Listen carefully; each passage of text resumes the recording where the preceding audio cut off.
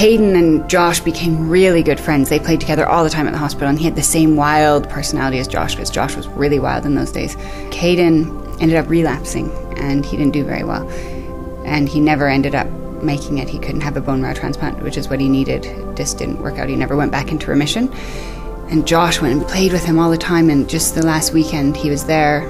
You know, one of the psychologists at the hospital said to me to not let Josh see him, that he wasn't doing very well, and that he wouldn't be the same little boy, and, you know, just don't bring him there.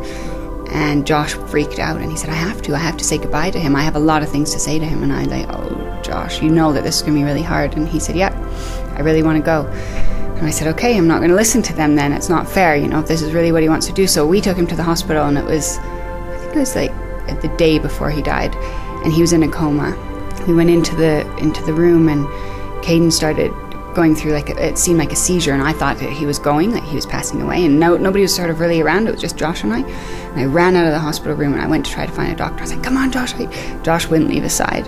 And when I came back with the doctor, Josh said, Mom, he was just trying to talk to me. And he was so calm, and I was like, wow, okay. And then he said, I just have some things I have to tell him.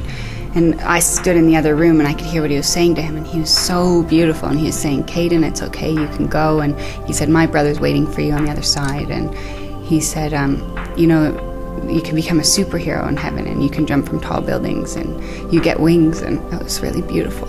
Like, oh gosh, he's so smart. Kids Cancer Care Foundation of Alberta helps hundreds of families like this. Please give by calling toll-free 1-888-370-4712.